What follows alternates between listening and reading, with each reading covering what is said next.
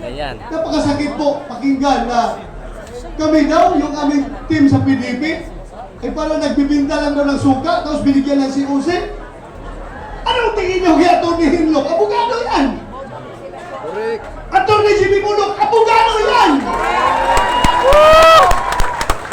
Atty. Rodriguez, abogado yan! Atty. Marcolita, abogado yan! Yes. Ako, hindi ako abogado. Pero, murag abogado. Eh, ako lang, talagang, alam nyo, yung suka, maliit pa ako. Yung lolo ko po, Mananggiti. Alam niyo, Mananggiti? Tuba. Umaakyat sa puno ng niyog para kukuha ng tuba. Sinasamahan ko yan every morning. Ako ang nasa kalim ng puno kasi yung tuba na kinukuha niya sa taas, binababa niya, ako nakatanggap. At yung tuba na kinukuha niya, binibinta niya yan. Kapag hindi nagbinta ang tuba, kinabukasan, bahal na yan. Ano ibig sabihin ng bahal? Hindi na presko. Bahal na, medyo mapakla na yung tuba. Pagka pangatlong araw, mas lalo mapakla, bahal pa rin ang tawag namin yan. Pero after the third day, hanggang 1 week and onwards, yung tuba ay nagiging suka. At yung suka na yan, hindi niya kinikwinta ng lolo ko, ang kanya tuba lang. Pag nabinta ang tuba, sa kanya yung pera. Pero yung suka, sobra na, ako na magbibinta niyan. So, income ko na yun. Pambaon ko pag-eskwela. Nilalagay namin yan sa butilya ng bote ng lumnik. Alam niyo yung lumnik? Lapad, at saka yung lapad, yung tanduay. Nilagay namin yan, display ko sa labas ng bahay namin para mabili ng mga kapitbahay na dumadaan. Kaya, huwag nating maliitin yung mga nagtitinda natin ng suka. Dahil hindi po masarap, hindi po bawal mangarap ang isang nagtitinda ng suka na magiging senador. Ako'y nagtitinda ng suka, pero nakapag-masteral degree ako.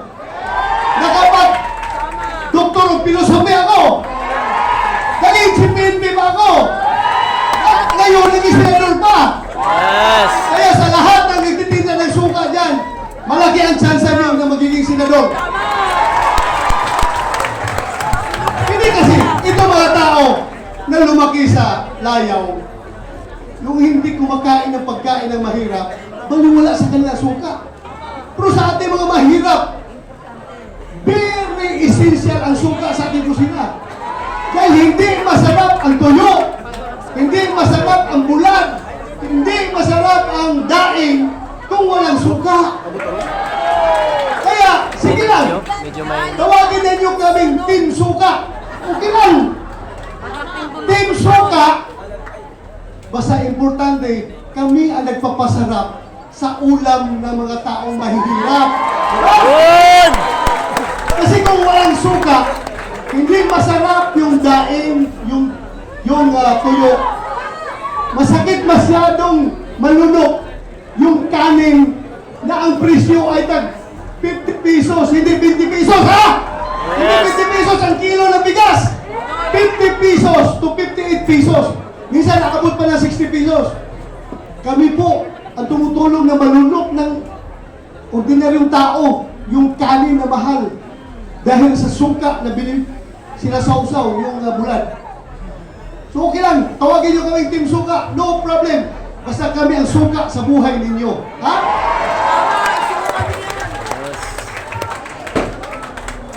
Tayo daw! Ay! Oh, hindi, ang nabanggit ko lang kasi yung nakikita ko dito. Andito pala si Pastor Kibuloy. Diba? Isa-isahin ko yan, isa-isahin ko yan mamaya. Isa-isahin ko yan mamaya. Huwag kayo mag-alala, isa-isahin ko yan. Ang kandidato raw ng kabila ay may bahid ng dugo ang kamay. Dahil sa tukhang. Wala mang ibang involved sa tukhang kundi ako. Diba? Kaya, with all due respect, sasagutin ko lang po. Yes, ayos yan. Alam po ninyo mga kaibigan, kung yung aking mga kamay ay may bakit ng dugo, hindi ko po yan ikinakakahiya. Kung yung aking mga kamay ngayon ay may bahid ng dugo, dugo ng mga masasamang tao, kung kinakailangan na madumihan ng dugo ng masamang tao ang aking kamay para maprotektahan ang buhay ng mga matitino, mababait at mga law-abiding citizen, gagawin ko po yan. Itaga nyo sa bato. Gagawin ko yan.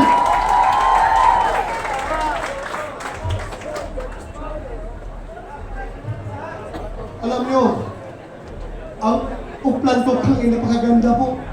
Nung sinabi ko na wala kaming host, wala ang magsusuporta sa amin, wala kaming resources para mag-conduct ng rally, wala kami ang pinipilaban.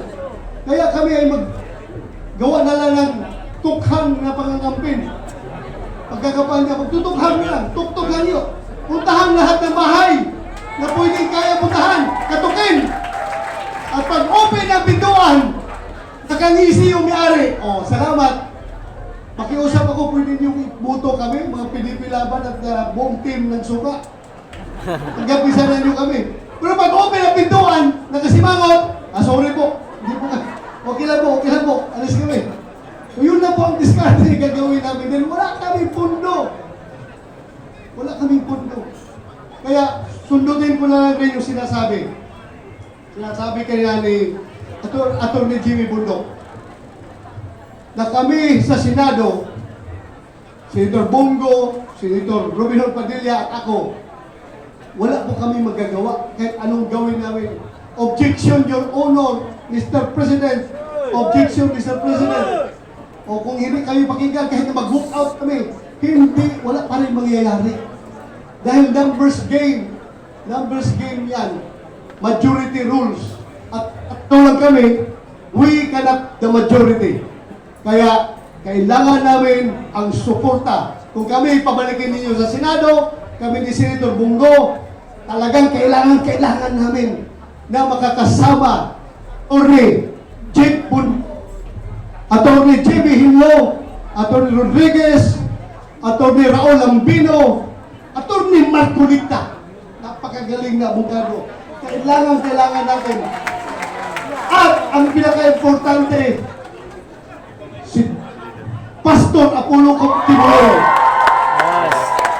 Kahit na kaming lahat ang lahat ng kasama namin ay mga abogado, kailangan pa rin natin ng man of God para sa aming spiritual na direksyon. At si Philip Salvador, kailangan natin isama. So yun lang po ang pakiusap ko sa inyo. Dagdagan ninyo kami. Kung ibalik nyo kami doon, dagdagan nyo kami sa aming mga kasamahan. Yun lang po. Maraming salamat. Magandang hapon sa ating lahat. Ibalik sa Senado, Ronald